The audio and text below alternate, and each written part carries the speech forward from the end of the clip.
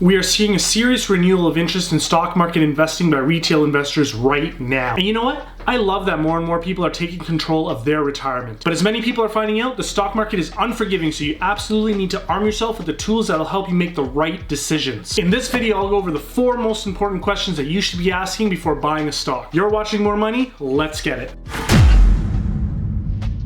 What's up, everyone? Thanks so much for tuning in. You guys already know what it is. I'm Tay, a 20-year veteran of the investment game. I provide a ton of sound and well thought out financial content. So do me a favor and stop being a ninja watcher. Please subscribe to the channel. It honestly really helps YouTube know that I provide valuable content. Now let's get into those 4 questions. The first question is also the most important question that you should be asking, and that is this a company that I understand? And I don't mean that you like their products or heard of the potential good news story about the company. Do you actually understand the business? The best way to do this is actually just by mentally doing a SWOT analysis, which is where you consider the company's strengths, weaknesses, opportunities, and threats. When you think about the strengths and weaknesses of a company, really consider them relative to their competitors. What do they do better and what do they do worse? Peter Lynch often found that when he did this, he would find a company in the space that he liked much more than the initial company that he was looking at. This also happened to me recently. I was researching the competitors for D.R. Horton, a US home builder, and through that, I ended up finding my #1 pick for US home builders, which was LGI Homes. And if you guys remember from the last video, LGI Homes from that point went up 60%, whereas D.R. Horton only went up 40%. So it was absolutely critical that I did a competitor analysis. And if you want to see the video where I discussed all of that, I'll link the video right up here. So as you can see, it really does pay to compare the chosen company against its competitors. Now, when you consider the opportunities and threats, consider the competition, government regulation, interest rates impacts, look at their balance sheet, and listen to their conference calls. Pay attention to the questions that the analysts are asking on those conference calls. I can't describe the countless numbers of times that I've avoided investing in a company after listening to those conference calls Q&A session. Lastly, ask yourself how the company earns its revenue and how it's been flowing it down to the bottom line, i.e. the net income. If the company isn't earning a net income right now, like many of the popular tech names out there, tread carefully. Ask yourself, does this company even have the potential to become profitable in the future? The second question that you should be asking, does the company have favorable long-term characteristics? When you do your SWOT analysis that we discussed with question 1, you will largely answer this, but you should specifically be asking this question because especially in the low interest rate environment like we're in today, there are tons of companies that are doing very well right now, but will have a tough time once interest rates tick upwards. Additionally, there are businesses that are operating profitably right now which may not necessarily succeed in the next 20 or so years. So think long term and ask yourself if the business will still be around or are there some forces that will hinder the business's long-term prospects. You may not think that this question is important, but the market is moving incredibly fast right now. The average lifespan of a Fortune 500 company is only 18 years. McKinsey believes that in 2027, 75% of the companies currently quoted on the S&P 500 will have disappeared. I'm not so sure that I believe in something that drastic, but I do know that not every company that you see today will be around in 2027, so be careful. The third question that you should be asking, does the company have competent and willing senior executives? One way to quickly see if a company is staffed with highly competent and experienced executives is to look at their tenure with the company and the industry. You don't want to be seeing a revolving door of executives. A great way to see how management has been performing is to look at the operational and financial key performance metrics that the company releases. These will be displayed prominently in their financial statements. 2 metrics that I really like looking at are the return on equity and the return on invested capital over 5 years or more. A return on equity and return on invested capital above 15%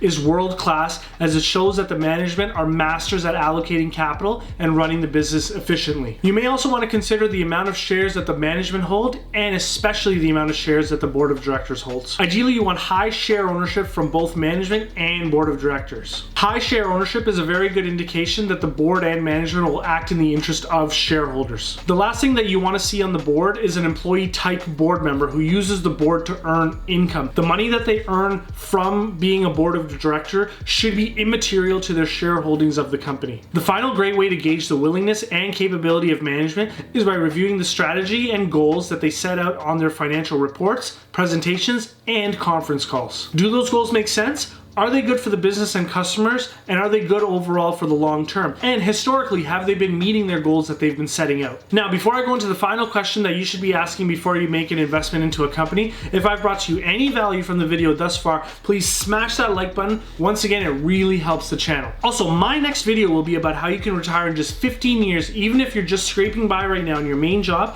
through the use of a tried and tested side hustle that anyone with a car and a cell phone can do. I've been super curious about the gig economy for many, many years, and it's always something that I've wanted to investigate. So for the past month, I actually became an Uber Eats driver for a few hours each day after work and on weekends. I will break down everything, including how much you should expect to earn and if this is a viable side hustle. So look out for that video when it comes out by subscribing to the channel and ringing that notification bell to be notified when I upload that video. Also, 70% of the people that watch this channel are not subscribed, so guys, no more Ninja Watchers, please subscribe to the channel.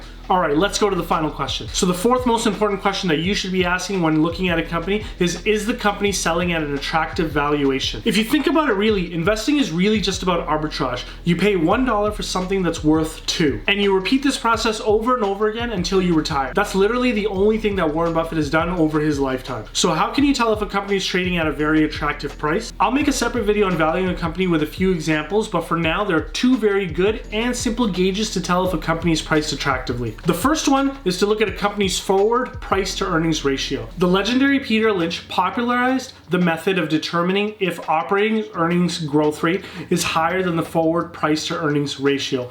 This is what he referred to as the price to earnings growth ratio, or PE divided by operating earnings growth. If this ratio is less than 1, you're looking at a value buy. One thing to be careful is that just because a company has grown in the past, it might not grow in the same rate in the future. So I always bring down the growth expectations based on what I know about the company's future growth guidance and expectations. The second method to quickly determine if a company is cheap is by taking the company's average return on equity and by dividing it by the company's price to book value. If the return on equity divided by price to book is over 15%, you might have a huge value on your hands. This is especially a great way to value banks and insurance companies. And the reason why this works is that every share has a tangible value of business equity behind it. You may pay $1 for that dollar of book value, or you may pay $10 for that dollar of book value. It all depends on how strong the business earnings generating capability is, which is measured by return on equity.